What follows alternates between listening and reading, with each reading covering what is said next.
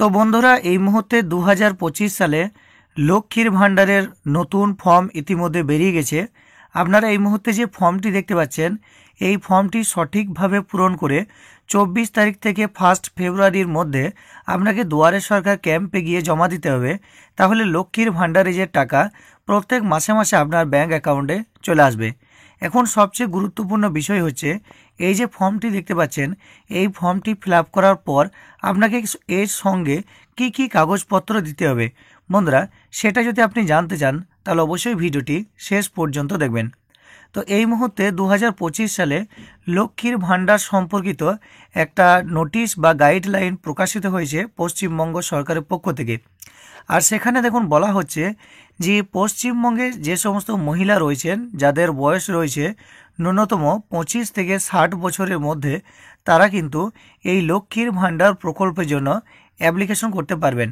এবং এখানে আরও বলা হয়েছে যে 25 থেকে 60 বছর বয়স হলেই শুধু হবে না, তারও কিছু ক্রাইটেরিয়া রয়েছে। অর্থাৎ প্রত্যেকটা মহিলারই যদি 25 থেকে 60 বছর বয়স হয়ে থাকে সবাই কিন্তু লক্ষ্মীর ভাণ্ডার পাবে না। তো কারা কারা পাবে না আর কারা কারা পাবে, তো এখানে বলা হয়েছে যারা কেন্দ্রীয় কিংবা রাজ্যের কোনো সরকারি চাকরি করছেন বা সরকার নিয়ন্ত্রণাধীন কোনো সংস্থায় কাজ করছেন বা বিবিধ সংস্থা, পঞ্চায়েত, পৌর নিগম, পৌরসভা, স্থানীয় স্বশাসিত সংস্থা, সরকার পোষিত শিক্ষা প্রতিষ্ঠান প্রভৃতিতে যারা নিয়মিত চাকরি করছেন বা মাসিক বেতন পাচ্ছেন বা যারা পেনশন পাচ্ছেন, যে সমস্ত মহিলা তারা কিন্তু এই যে লক্ষ্মীর ভাণ্ডার যে প্রকল্প সেই প্রকল্পের সুবিধা পাবেন না। এক কথায় যারা সরকারিভাবে কোনো বেতন পাচ্ছেন, পেনশন পাচ্ছেন তারা কিন্তু এর সুযোগ পাবেন না। এছাড়া বাদবাকি যে সমস্ত মহিলা রয়েছেন যাদের বয়স 25 থেকে 60 বছর হয়ে গেছে আপনারা সকলেই অ্যাপ্লাই করবেন, সকলেই লক্ষ্মীর ভাণ্ডার টাকা পাবেন। এরপরে বলে রাখি যে আপনাদেরকে এই লক্ষ্মীর ভাণ্ডার যে ফর্মটা দেখালাম সেটা ফিল আপ করার পর আপনাদেরকে সঙ্গে কী কী কাগজপত্র দিতে হবে। প্রথমে 1 নম্বরে আপনাদেরকে দিতে হবে আধার কার্ডের একটা জেরক্স দিতে হবে। 2 নম্বরে আপনি যদি এসসি কিংবা এসটি সম্প্রদায়ভুক্ত হয়ে থাকেন তাহলে আপনাদের যে এসসি বা এসটি যে সার্টিফিকেট রয়েছে তার একটা জেরক্স করে দেবেন এবং স্বপ্রত্যায়িত অর্থাৎ সেলফ অ্যাটেস্টেড করে দেবেন। 3 নম্বরে হয়েছে আপনার যে ব্যাংকের অ্যাকাউন্ট রয়েছে, আপনার নিজের নামেই ব্যাংকের অ্যাকাউন্ট থাকতে হবে, সেই ব্যাংক অ্যাকাউন্টের প্রথম পাতার একটা জেরক্স করে দেবেন যেখানে আপনার অ্যাকাউন্ট নাম্বারটি বোঝা যায়, আইএফএসসি কোডটা বোঝা যায়। এই সমস্ত নিয়ে আপনি দুয়ারে সরকার ক্যাম্পে যাবেন। এরপরে বলা হয়েছে 4 নম্বরে আপনার রঙিন পাসপোর্ট মাপের ফটো লাগবে, অর্থাৎ পাসপোর্ট সাইজ আপনার যে ফটো সেটা লাগবে, সেটা আপনারা নিয়ে নেবেন।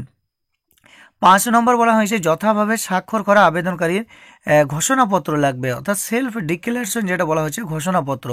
কি লাগবে না, আপনি পশ্চিমবঙ্গের বসবাসকারী অধিবাসী তার একটা ঘোষণা, আপনি কোনো সরকারি বা সরকার নিয়ন্ত্রণাধীন সংস্থা বা বিবিধ সংস্থায় বা পঞ্চায়েত, পৌরসভা, পৌর নিগম বা এক কথায় আপনি কোনো সরকারি কাজ করছেন না, কোনো মাসিক বেতন পাচ্ছেন না, কোনো পেনশন পাচ্ছেন না, এই ধরনের আপনাকে একটা ঘোষণাপত্র দিতে হবে।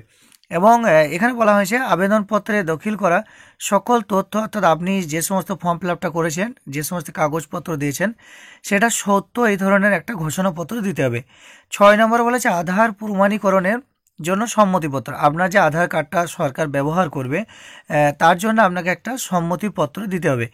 এই সমস্ত কাগজ নিয়ে এবং এই যে ফর্মটা দেখালাম এই ফর্মটা সঠিকভাবে পূরণ করে আপনারা কি করবেন না, সম্প্রতি দুয়ারে সরকার ক্যাম্প চলছে, 24 তারিখ থেকে ক্যাম্প শুরু হয়েছে, 1 ফেব্রুয়ারি পর্যন্ত সেই ক্যাম্প চলবে। সেই ক্যাম্পে গিয়ে আপনি এই ফর্ম সহ এই কাগজগুলি জমা দেবেন। তাহলে আপনার সমস্ত কিছু যদি ঠিকঠাক থাকে তাহলে 28শে ফেব্রুয়ারির পর আপনি কিন্তু এই যে লক্ষ্মীর ভাণ্ডার প্রকল্পে যে টাকা সেই টাকা আপনি পেয়ে যাবেন। তো বন্ধুরা আশা করি বুঝতেই পেরেছেন, ভিডিওটি ভালো লাগবে।